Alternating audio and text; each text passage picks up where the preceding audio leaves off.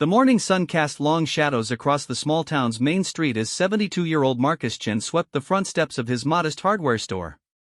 His weathered hands moved the broom with practiced efficiency, each stroke deliberate and measured.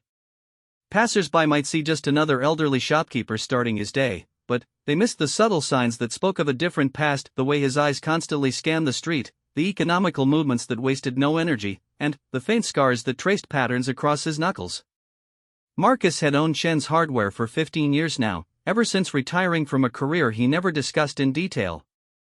The townspeople of Millbrook knew him as a quiet man who could fix anything, gave fair prices, and somehow always had exactly what customers needed. What they didn't know was that before becoming their reliable hardware store owner, Marcus had spent 35 years in military special operations, with deployments that remained classified long after his retirement. The bell above his door chimed as Sarah Martinez, the young high school teacher, hurried in with her usual Tuesday morning urgency. "Mr. Chen, my classroom door handle is loose again. I know you said you'd look at it, but the principal is getting frustrated." Marcus set down his coffee and reached for his toolbox.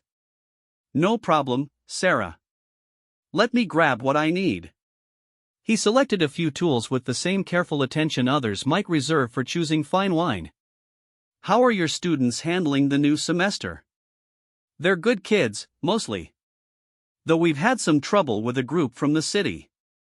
They transferred in last month, and they seem to think our small town makes us easy targets." Sarah's voice carried a note of worry that Marcus immediately picked up on.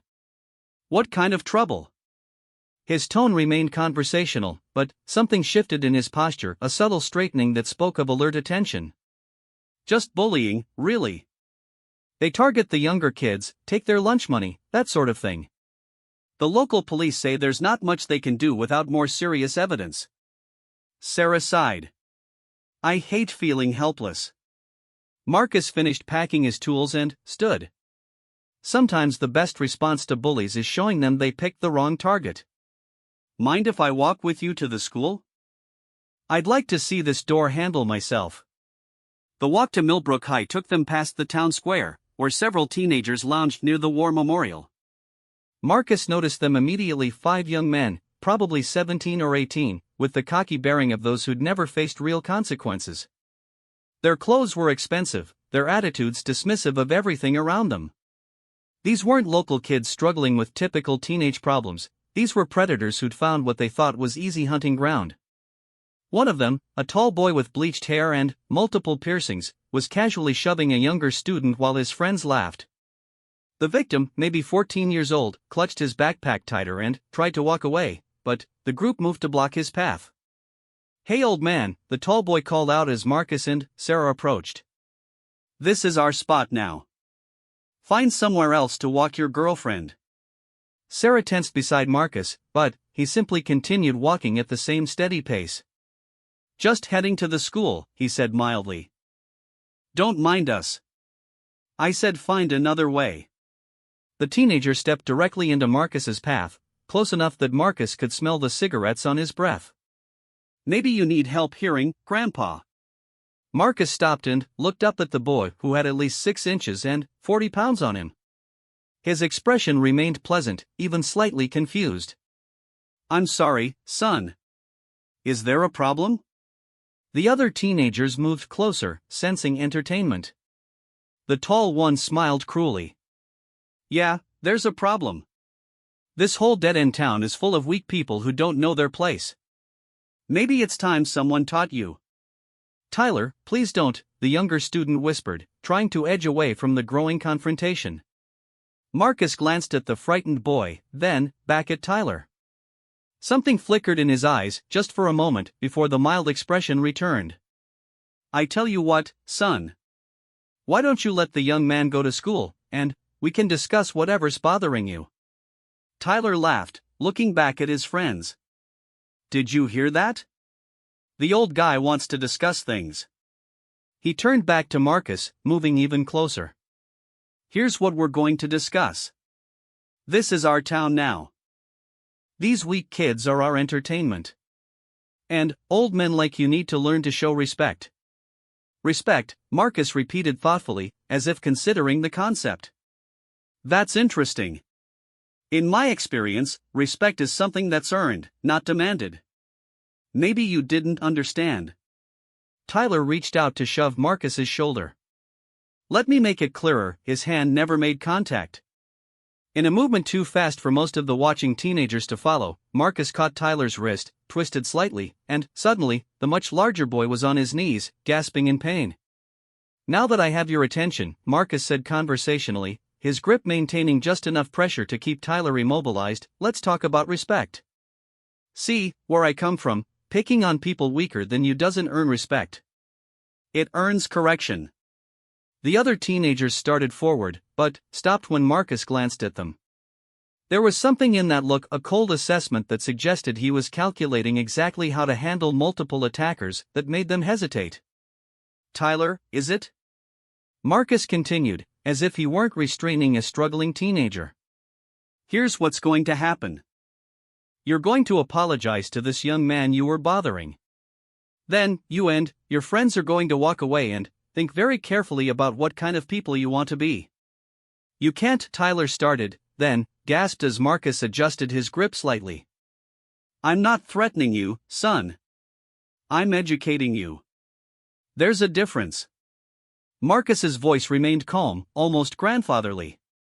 "You see, in life, you eventually run into someone who won't be intimidated. Someone who has faced real danger and real violence, and your amateur attempts at bullying just don't register as threatening." Sarah watched in fascination as the elderly hardware store owner she thought she knew demonstrated skills that seemed to come from another world entirely. "The thing about bullies," Marcus continued, "is they're usually cowards at heart. They pick on people they think can't fight back. But what happens when they discover they were wrong about who they're dealing with?" Tyler's face had gone pale, both from pain and from the dawning realization that he had seriously misjudged the situation. "Mr. Chen," Sarah said softly, "maybe we should." "It's all right, Sarah." Marcus released Tyler's wrist and stepped back, but remained ready. The teenager scrambled to his feet, holding his wrist and staring at Marcus with a mixture of shock and growing anger. "You just assaulted me," Tyler snarled. "I'm calling the cops." "My father will." "Your father will what?" Marcus asked with genuine curiosity. "Teach you better judgment? Because right now, you're making choices that could follow you for the rest of your life." The other teenagers had moved closer again, emboldened by their friend's words. Marcus noticed their positioning, their body language, the way they were trying to spread out to surround him. He'd seen it thousands of times before in much more dangerous circumstances. "I don't think you understand who you're dealing with," one of them said, a stocky boy with gang tattoos visible on his arms. Marcus smiled, a warm, grandfatherly smile that somehow made the temperature feel 10 degrees colder. "Son, you have no idea how right you are about that." The moment stretched out, tension building as the teenagers tried to decide whether to escalate or retreat. Marcus stood perfectly still, hands relaxed at his sides, looking for all the world like a harmless old man who had simply taken a wrong turn. But something in his stillness, in the way he watched them without seeming to watch them, began to penetrate their teenage bravado. This wasn't the response they were used to from their victims. This felt different. Dangerous. "We're not done with you, old man," Tyler said finally, his voice lacking the confidence it had held moments before. "I hope not," Marcus replied pleasantly. "I'd hate for you to miss the learning opportunity." As the teenagers reluctantly moved away, still throwing threats over their shoulders, Marcus turned to the younger student who had started this confrontation. "You okay, son?" The boy nodded, still wide-eyed.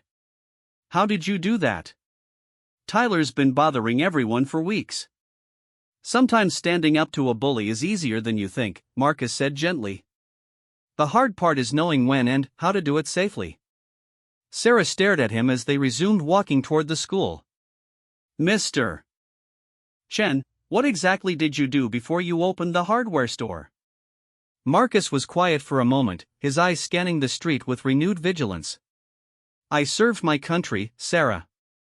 For a long time.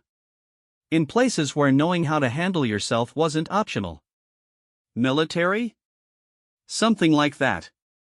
He stopped at the school entrance. About that door handle, I think I should take a look at your security measures too.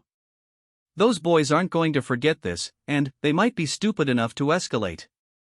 As they walked through the school hallways, Marcus found himself automatically noting exit routes, sightlines, and potential defensive positions. Old habits died hard, especially when trouble was brewing. The door handle took him 5 minutes to fix, but he spent another 20 minutes examining the school's security procedures, asking careful questions about protocols and personnel. Sarah watched him work, beginning to understand that the gentle hardware store owner was assessing the building like a professional. "Mr. Chen," she said as he finished up, "should I be worried?" Marcus packed his tools carefully before answering. "Probably not. Most bullies back down when they realize they can't intimidate their targets. But some double down instead. Either way, it's better to be prepared." "Prepared how?" He handed her a small device that looked like a key fob. "Personal alarm. If you have trouble, press the button. It'll bring help running." He paused. "And, Sarah? If those boys show up here looking for trouble, don't try to handle it yourself. Some situations require professional intervention." As Marcus walked back to his store, he reflected on how peaceful his retirement had been until this morning. 15 years of fixing leaky faucets and helping customers find the right screws. 15 years of quiet mornings and predictable days. But, as he unlocked his shop and saw Tyler and his friends gathered across the street, watching his every move with obvious malice, Marcus realized that peace might be a temporary luxury. He'd spent decades in situations where backing down meant people died. Where showing weakness invited attacks that could destroy everything worth protecting. The instincts that had kept him alive through multiple tours in hostile territory weren't going to let a group of teenage bullies intimidate his adopted community. Marcus made himself a fresh cup of coffee and settled behind his counter, maintaining the appearance of a routine morning while keeping the teenagers under careful observation. They were planning something, their body language made that clear. The question was whether they'd be foolish enough to escalate against someone they didn't understand. He hoped they'd be smart enough to walk away. But experience had taught him to prepare for people to make the worst possible choices. As he organized inventory and helped early customers, Marcus Chen, retired Special Operations veteran, current hardware store owner, and newly appointed guardian of Millbrook's peace, began making plans for what might come next. The rest of Tuesday passed quietly, but Marcus noticed the subtle changes in his town's rhythm. Parents walked their children to school instead of letting them go alone. Shop owners kept their doors locked until customers knocked. Mrs. Henderson, who ran the flower shop next door, mentioned that her teenage grandson had been approached by those new boys and warned not to walk alone after dark. Marcus spent the afternoon making discreet phone calls to contacts he hadn't spoken to in years. Not asking for help, not yet, but letting certain people know that a situation might be developing. In his world, preparation had always been the difference between coming home and not coming home. Wednesday morning brought rain and an unexpected visitor. Marcus was reviewing invoices when the bell chimed and a man in his 50s entered, wearing an expensive suit that didn't quite hide the bulge of a shoulder holster. "Marcus Chen?" The man's voice carried authority and barely contained anger. "That's me. How can I help you?" "I'm Detective Ray Hoffman, City Police. I think you already know why I'm here." Marcus set down his pen and gave the detective his full attention. "I'm afraid I don't. Would you like some coffee while you explain?" Hoffman's jaw tightened. "My son Tyler came home yesterday with his wrist swollen and a story about an old man who assaulted him. Ring any bells?" "Ah." Marcus nodded thoughtfully. "Your son?" "Yes, we met yesterday. Nice boy. Could use some guidance about appropriate social interaction." "Appropriate social interaction?" Hoffman stepped closer to the counter. "You put hands on my kid. In my book, that's assault." Marcus studied the detective carefully. The expensive suit, the defensive aggression, the way he mentioned his authority before his relationship to Tyler, this was a man used to getting his way through intimidation and position. "Detective Hoffman, what exactly did your son tell you happened?" He said you attacked him for no reason. Twisted his wrist until he thought you were going to break it. And, you believe that was the whole story? Hoffman's face darkened. Are you calling my son a liar? I'm suggesting that teenagers sometimes edit their stories to cast themselves in a better light. Marcus remained calm, his hands visible on the counter. Did Tyler mention what he was doing when we encountered each other? He was hanging out with friends. Last I checked, that wasn't illegal. Hanging out, yes. Intimidating younger students and blocking their path to school that might fall into a different category. According to who? You? Marcus reached under his counter, moving slowly so Hoffman wouldn't mistake the motion for a threat. He pulled out a small tablet and tapped the screen a few times before turning it toward the detective. According to the security camera from the bank across the street. Hoffman leaned forward to watch the footage. Even on the small screen, it was clear what had happened: Tyler aggressively confronting the younger student, blocking Marcus and Sarah's path, initiating physical contact, and Marcus responding with minimal force to control the situation. The detective's expression shifted as he watched his son's behavior. The angry certainty faded, replaced by something that looked like embarrassed disappointment. He told me you attacked him out of nowhere, Hoffman said quietly. Detective, I have 35 years of military experience. If I had attacked your son, he'd be in a hospital, not complaining about a sore wrist. Marcus turned the tablet back around. I used exactly enough force to stop him from escalating a situation that was already inappropriate. Hoffman was quiet for a long moment, studying Marcus with professional interest. 35 years military. What branch? Various assignments. Mostly overseas. Special operations? Marcus didn't answer directly. The kind of work where you learn to assess threats quickly and respond proportionally. The detective nodded slowly. He'd worked with enough veterans to recognize the type. Tyler said you threatened him. I educated him. There's a difference. What kind of education? The kind that explains why picking on people weaker than yourself eventually leads to picking on the wrong person. Marcus refilled his coffee cup, offering some to Hoffman, who declined. Your son and his friends have been terrorizing local kids for weeks. Yesterday was the first time someone stood up to them. Hoffman rubbed his face tiredly. His mother and I divorced 2 years ago. She moved him here to get him away from bad influences in the city. Guess we just relocated the problem. It's not too late to solve it. What do you mean? Marcus leaned against the counter. Those boys are at a crossroads. They can learn that actions have consequences and start making better choices, or they can double down on being predators until they run into consequences that permanently alter their lives. You threatening my son again? I'm stating facts. Tyler is 18 years old, detective. In most jurisdictions, what he was doing yesterday constitutes assault and harassment. Right now, he's facing social correction from a concerned citizen. Next time, it might be legal consequences that follow him for years. Hoffman was quiet, clearly wrestling with the conflict between parental loyalty and professional judgment. There's something else you should know, Marcus continued. Tyler and his friends have been watching my store since yesterday. They're planning something. As a law enforcement officer, you might want to consider what your son's next move is going to be. What do you mean, watching your store? Marcus pulled up another camera feed, this one showing the street view from Tuesday afternoon through Wednesday morning. Hoffman watched as Tyler and his friends repeatedly walked past the hardware store, stopping to stare at the building, taking photos, clearly conducting surveillance. That looks like planning for retaliation, Hoffman said, his cop instincts overriding his parental defensiveness. It does. What are you going to do about it? Marcus studied the detective carefully. What would you recommend I do about it? Hoffman thought for a moment. Officially? File a police report. Request increased patrols. Document everything. Unofficially?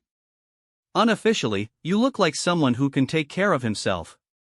Marcus smiled. I appreciate your honesty.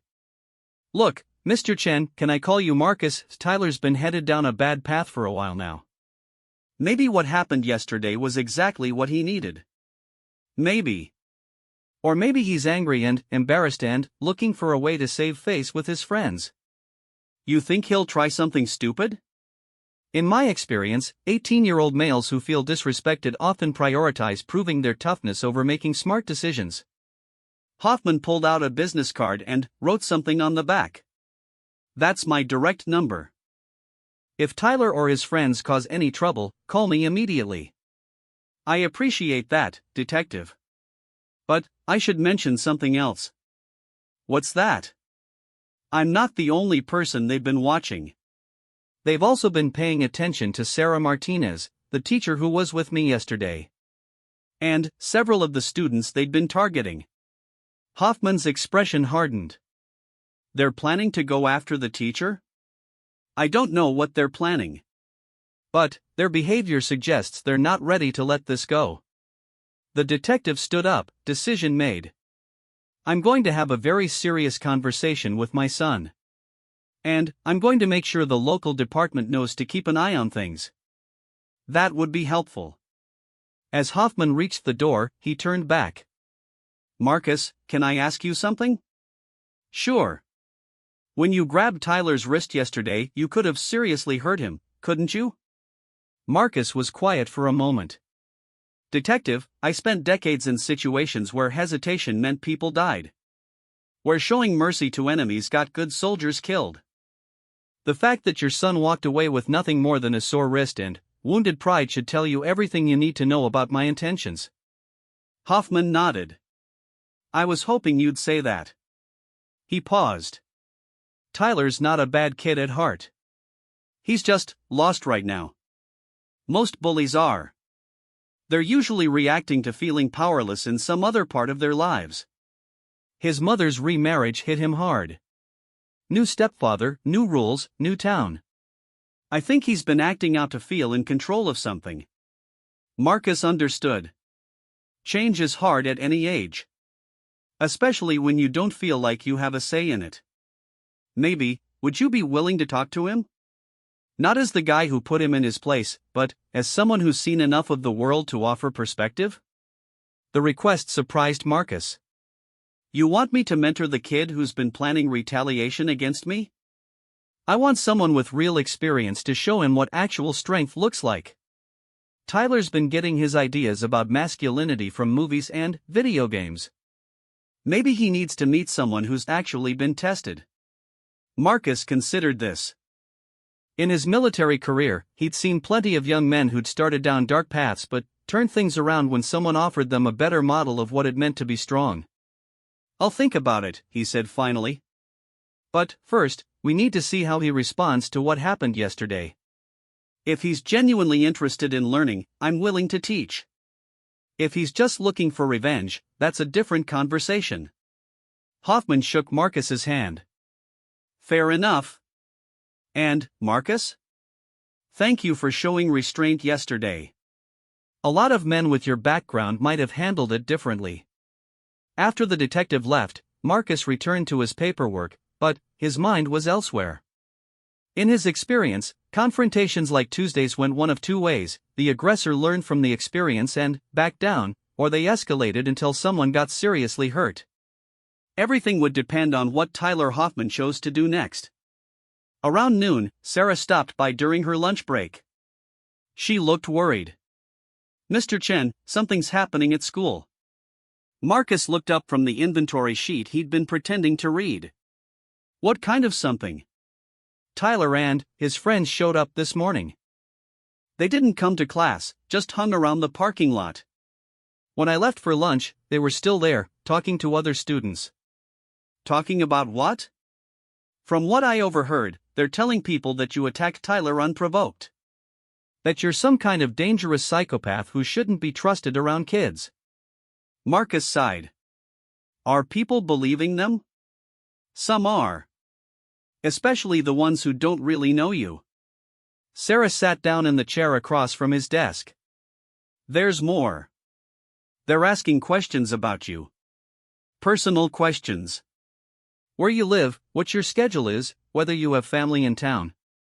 The intelligence gathering confirmed what Marcus had suspected. Tyler wasn't planning to let this go. Worse, he was recruiting allies and conducting reconnaissance. The situation was escalating from a simple confrontation to something that could endanger innocent people. Sarah, I need you to do me a favor. Anything. For the next few days, vary your route to and from school. Don't walk alone, especially after dark. And if you see Tyler or his friends anywhere near your home, call the police immediately. You think they'd actually hurt me? Marcus chose his words carefully. I think they're angry and embarrassed, and they're looking for ways to get back at anyone they blame for that embarrassment. Right now, their judgment is compromised by emotion. What about you? What are you going to do? What I've always done. Stay alert, stay prepared, and hope cooler heads prevail. But, even as he said it, Marcus was already making mental preparations for a confrontation that seemed increasingly inevitable. He'd spent too many years in hostile territory to ignore the signs, the surveillance, the recruitment, the propaganda campaign designed to isolate him from community support. Tyler Hoffman and his friends were planning something. The only question was whether they'd be smart enough to keep it relatively harmless, or stupid enough to turn a teachable moment into a tragedy. Thursday evening brought unseasonably warm weather and the kind of restless energy that often preceded trouble. Marcus was closing up his store when he noticed the unusual quiet on Main Street. Normally, several teenagers would be hanging around the town square after school, but tonight the area was empty except for Tyler's group. They weren't trying to hide their presence. 5 young men, ranging in age from 17 to 19, positioned strategically around the square. 2 near the war memorial, 2 by the coffee shop, and Tyler himself leaning against a lamppost directly across from Marcus's store. Marcus finished his closing routine without any obvious acknowledgement of the surveillance, but every movement was calculated. He checked his security cameras, ensured his back exit was clear, and made note of which neighboring businesses were still open. As he locked the front door, Tyler called out from across the street. "Hey, old man. We need to talk." Marcus turned, keys still in his hand, and looked at Tyler with polite curiosity. "About what, son?" "About you putting your hands on me. About you thinking you can intimidate people in this town." The other teenagers began moving closer, their positions forming a loose circle around Marcus. It was a classic intimidation formation, something that might work on their usual targets, but Marcus had seen the same tactic used by enemy combatants in a dozen different countries. "I see you brought friends," Marcus observed mildly. "Damn right I did." Tyler stepped into the street, his confidence boosted by the numbers advantage. "See, you thought you were dealing with some scared little kid you could push around. But you were wrong." Marcus slipped his keys into his pocket and gave Tyler his full attention. "What exactly do you want, Tyler?" "I want you to apologize. In front of everyone. I want you to admit you were wrong to assault me." "And if I don't?" Tyler smiled, but there was no humor in it. "Then, we teach you what happens to old men who don't know their place." Marcus glanced around the circle of teenagers. They were excited, pumped up on adrenaline and group dynamics. This was what they'd been building toward all week, a chance to restore their leader's reputation and prove their dominance. "Tyler, before this goes any further, I want you to think carefully about what you're doing." "I'm done thinking. I'm done being disrespected by some nobody who thinks his military stories make him tough." "Military stories?" Marcus asked. "Yeah, we looked you up. Marcus Chen, decorated veteran, Special Operations." Tyler's voice was mocking. "Big hero in Afghanistan and Iraq. But that was 20 years ago, Grandpa. What are you now?" "A guy who sells screws and light bulbs." The other teenagers laughed, their confidence growing. They'd done their research and convinced themselves that Marcus's reputation was just outdated glory. "You're right," Marcus said. "I am 20 years older than I was in Afghanistan. 20 years of peace, running a small business, being part of a community. He paused. You know what that taught me? What's that supposed to mean? It taught me that violence should always be the last resort. That there's usually a better way to solve problems. Marcus looked around the circle again. But it also taught me that sometimes, when you're dealing with people who only understand force, you have to speak their language. Tyler pulled a knife from his jacket, not a serious weapon, just a folding blade, but enough to change the legal and tactical situation dramatically. Last chance, old man. Apologize, or we do this the hard way. Marcus sighed deeply. Tyler, I really hoped you'd be smarter than this. In the space of 3 seconds, everything changed. Marcus moved with a speed and precision that shocked the teenagers. Tyler's knife was in Marcus's hand before the boy realized he'd lost it. 2 of Tyler's friends were on the ground, groaning and clutching injured wrists. The remaining 2 had backed away, suddenly, understanding that they were completely out of their depth. Marcus stood in the center of the circle, breathing normally, holding Tyler by his shirt front. The knife was folded and tucked safely in Marcus's pocket. Now, Marcus said conversationally, let's talk about what just happened here. Tyler stared at him in shock, all his bravado evaporated. The smooth, almost casual way Marcus had dismantled their ambush was terrifying in its efficiency. You brought a knife to intimidate an elderly shopkeeper, Marcus continued. You organized a group assault. You chose to escalate a minor conflict into something that could result in serious criminal charges. He released Tyler, who stumbled backward. Those are the actions of someone with very poor judgment. You can't just, one of Tyler's friends started. Can't what? Marcus looked at him calmly. Defend myself when attacked by 5 people, one of whom was armed? I think most juries would disagree with you. Marcus pulled out his phone and held it up. This entire conversation has been recorded and automatically uploaded to cloud storage. So has the security footage from 3 different cameras around the square. He looked at each teenager in turn. You planned this. You brought a weapon. You made threats. You initiated violence. The reality of their situation began to sink in.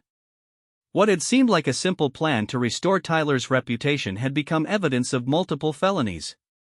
Here's what's going to happen, Marcus said.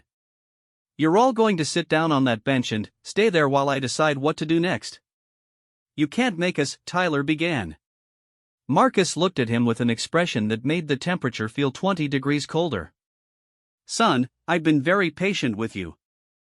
I've used minimal force, I've given you multiple chances to make better choices, and I've tried to resolve this without anyone getting seriously hurt. But, if you think you want to test what I'm capable of when I stop being patient, by all means, keep talking. The teenagers sat down. Marcus pulled out his phone and dialed Detective Hoffman's direct number. Detective? It's Marcus Chen. You need to come to the town square. Your son just tried to rob me at knife point with 4 accomplices. While they waited for the police, Marcus stood a comfortable distance from the teenagers, close enough to intervene if they tried to leave, far enough to avoid seeming threatening. Tyler, he said after a few minutes of silence, do you understand what just happened here? You attacked us. Try again. Tyler was quiet, nursing his bruised ego and probably wondering how everything had gone so wrong so quickly. You had a choice, Marcus continued. After our encounter on Tuesday, you could have learned from it. You could have talked to your father, maybe gotten some perspective on why acting like a bully isn't smart. Instead, you chose to escalate. You recruited help, you planned an attack, you brought a weapon. It was just a pocket knife. It was a weapon used to threaten someone. In most states, that's armed robbery, even if you didn't actually intend to steal anything. The sound of approaching sirens filled the evening air. Marcus continued talking, his voice calm and educational. The worst part is that you've dragged your friends into this. Whatever consequences you face, they're going to face too, because they chose to follow your lead. Detective Hoffman arrived first, followed by 2 patrol cars and an ambulance. Marcus watched the detective's face as he took in the scene, his son and 4 friends sitting on a bench, 2 of them holding their wrists, all of them looking like they'd seen a ghost. What happened? Hoffman asked, though his tone suggested he already suspected. Marcus handed him the phone with the recording queued up. Everything's documented. Your son and his friends attempted to intimidate me into apologizing for Tuesday's incident. When I declined, Tyler produced a knife and threatened me. I defended myself with minimal force and detained them until you arrived. Hoffman listened to the recording, watched the security footage, and interviewed the teenagers. The story was consistent. They had planned and initiated the confrontation, brought a weapon, and made threats. Marcus, the detective said when he finished gathering statements, I need to ask, how did you disarm 5 people so quickly? Training, Marcus said simply. And experience. What kind of training disarms 5 attackers in 3 seconds? Marcus was quiet for a moment. The kind you get when your life depends on it. Hoffman nodded slowly. I'm going to have to arrest them. Tyler included. I understand. He's my son, but he made his choice. The detective looked genuinely pained. I tried to warn him after our conversation yesterday. You did your job as both a father and a police officer, Marcus said. Tyler chose not to listen. As the teenagers were loaded into patrol cars, Tyler looked back at Marcus with an expression that mixed anger, fear, and something that might have been dawning respect. This isn't over, he called out. Marcus stepped closer to the patrol car. Yes, it is. Tyler, look at me. Something in Marcus's voice made Tyler meet his eyes. You have a choice to make now. You can spend the next few years angry at everyone except yourself, blaming me for the consequences of your decisions. Or you can learn from this and become someone better. Marcus paused. Your father believes you're worth saving. I hope he's right. As the patrol cars disappeared into the night, Marcus realized that his quiet retirement had officially ended. Word would spread about what happened tonight. Some people would see him as a hero who stood up to bullies. Others would see him as a dangerous outsider who brought violence to their peaceful town. But there was another consideration that worried him more. Tyler's final words suggested this confrontation hadn't resolved anything, it had simply moved the conflict to a new level. And, next time, Tyler might be smart enough to approach the problem differently. Marcus walked back to his store and made several phone calls. To his insurance company, to report a potential threat. To a security company, to upgrade his alarm system. And, to a number he hadn't dialed in 15 years, a contact who could run a more thorough background check on Tyler Hoffman and his associates. Because if there was one thing Marcus had learned in 35 years of military service, it was that defeated enemies didn't always stay defeated. Sometimes they just got smarter about their approach. 2 weeks passed quietly after Tyler's arrest. The teenager had been released on bail pending trial, but he and his friends seemed to have disappeared from Millbrook entirely. According to Detective Hoffman, Tyler was staying with his mother in the city while lawyers negotiated plea agreements. Marcus had almost convinced himself the situation was resolved when Sarah Martinez burst into his store on a Friday morning, her face pale with worry. Mr. Chen, something's wrong at the school. Marcus looked up from the inventory he was checking. What kind of wrong? Tyler's back. But he's different. Quiet, respectful, almost humble. He came to see me yesterday and apologized for everything. Said he wanted to make amends. Marcus set down his clipboard, alert now. That sounds like good news.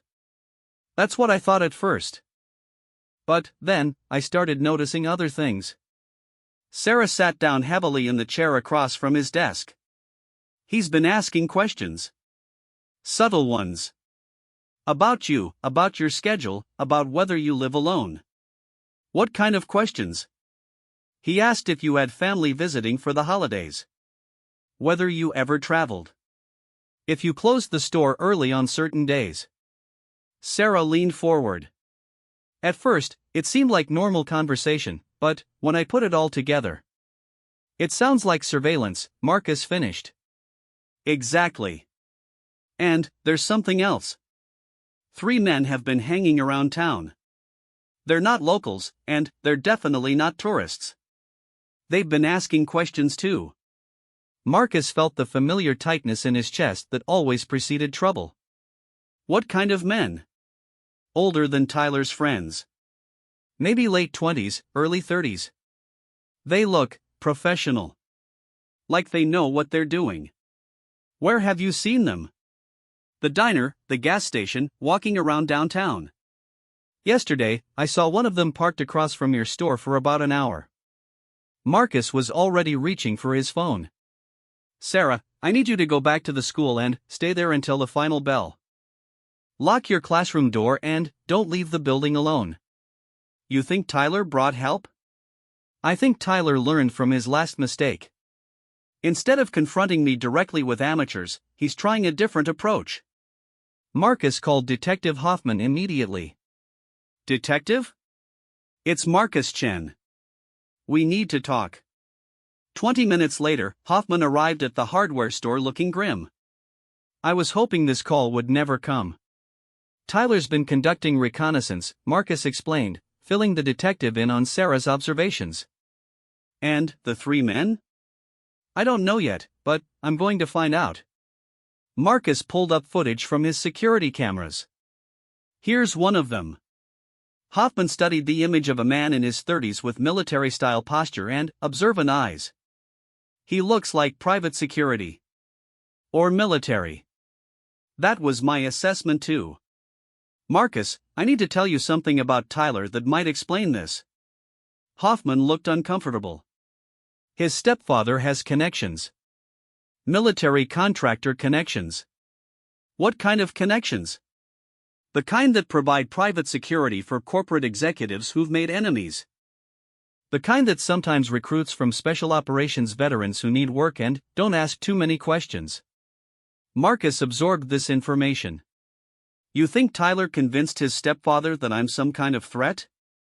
I think Tyler told a very edited version of what happened here. Painted himself as the victim of an unprovoked attack by a dangerous veteran with PTSD issues. And the stepfather bought it? The stepfather has 3 ex-military guys on retainer for his business. Guys who might see helping his stepson deal with a problem as a favor worth doing. Marcus nodded slowly. This changed everything. Instead of dealing with angry teenagers, he was potentially facing trained professionals who thought they were handling a legitimate threat. Do you know who these contractors are? I can make some calls.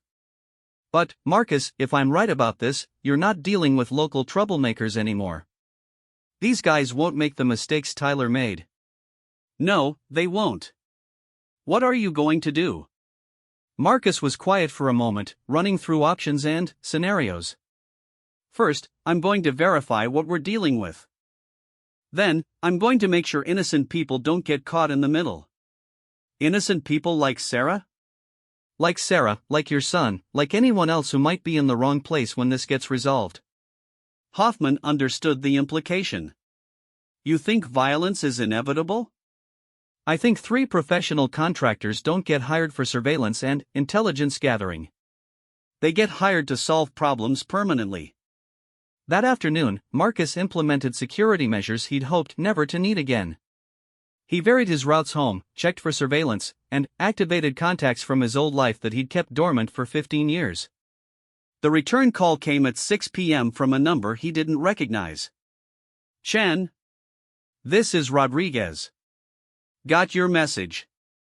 Good to hear your voice, Rodriguez. I need a favor. After Kandahar, you can have anything I've got. What do you need? Marcus described the 3 men Sarah had seen around town. Within 2 hours, Rodriguez called back with detailed information. Your problem has names, Chen. David Krause, former Army Ranger, dishonorably discharged for excessive force. Mike Torino, ex-Navy SEAL, freelance contractor with a reputation for making problems disappear. And James Wright, former Marine Force Recon, suspected in several incidents that never made it to trial. Serious professionals. The kind who don't take prisoners. Chen, what did you do to earn this kind of attention? Marcus explained the situation with Tyler and the stepfather. Rodriguez listened without interrupting. So you've got 3 mercenaries who think they're dealing justice to a veteran who attacked a kid, Rodriguez said when Marcus finished. They probably see it as righteous work. Which makes them more dangerous, not less. Exactly. Guys like that don't negotiate or back down. They complete their mission. What would you do in my situation? Honestly? Disappear for a few months. Let cooler heads sort this out through legal channels. Marcus looked around his store, at 15 years of building a quiet life in a place that had become home. That's not really an option. Then, you know what the alternative is. Marcus did know. But, before it came to that, he had one more card to play. Saturday morning, Marcus closed his store early and drove to the address Detective Hoffman had given him, the location where Tyler was staying with his mother and stepfather. It was an impressive house in an upscale neighborhood, the kind of place that spoke of serious money and influence. Marcus knocked on the front door and waited. A man in his 50s answered, well-dressed and clearly suspicious of unexpected visitors. Can I help you? Mr. James Torino? I'm Marcus Chen. I believe we need to talk about your stepson Tyler and the contractors you've hired. The man's expression didn't change, but Marcus caught the slight tensing that indicated recognition of the name. I'm sorry, I don't know what you're talking about. Mr. Torino, I know you've hired 3 men to deal with what Tyler told you was an unprovoked attack. I'm here to give you the complete picture before this situation escalates beyond control. Are you threatening me? I'm offering you the truth. Tyler didn't tell you that he initiated the confrontation, brought a weapon, and attacked me with 4 accomplices. Your contractors think they're dealing with a dangerous veteran who victimized a teenager. They're actually being hired to assault someone who defended himself within the law. Torino studied Marcus for a long moment. You're him. The hardware store owner.